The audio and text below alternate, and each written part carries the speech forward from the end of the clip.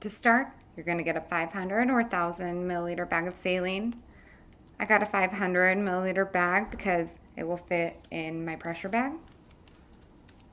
Next, I'm going to label my saline. I put the date, time, and my initials.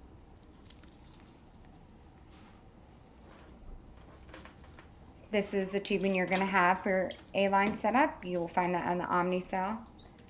Next, you want to make sure you get all of the air out of your bag of saline before spiking the bag.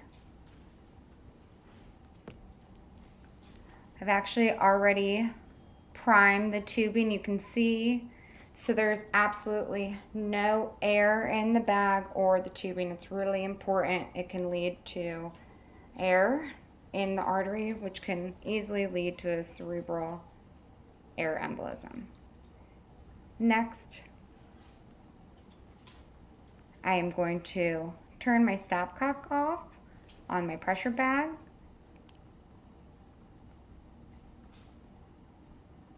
It's important that you continue to squeeze the bag until it's at 300 millimeters of mercury.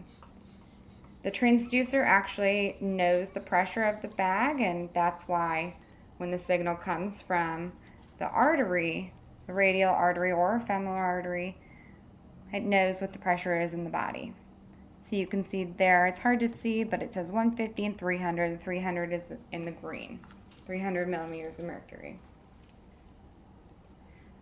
Right here is your transducer. It has a little plastic pull tab, and then there's an area, a cap, and you're going to want to pull the plastic until water comes out of that cap.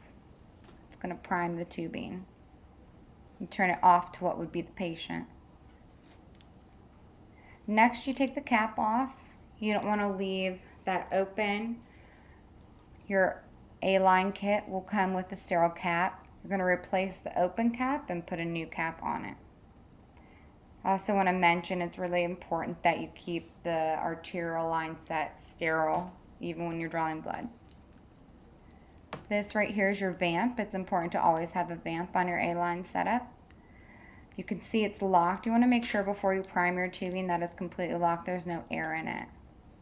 You're going to pull on your transducer to be able to prime the tubing all the way through. You want to make sure you take a good look at it, especially where the connections are, so there's no air in the tubing. This is where you hook it up to the monitor. Always make sure I hook it up to the monitor prior to hooking to the patient. So as soon as we hook up, we know that we are, in fact, in the artery. And then you can give it to the doctor when they're ready.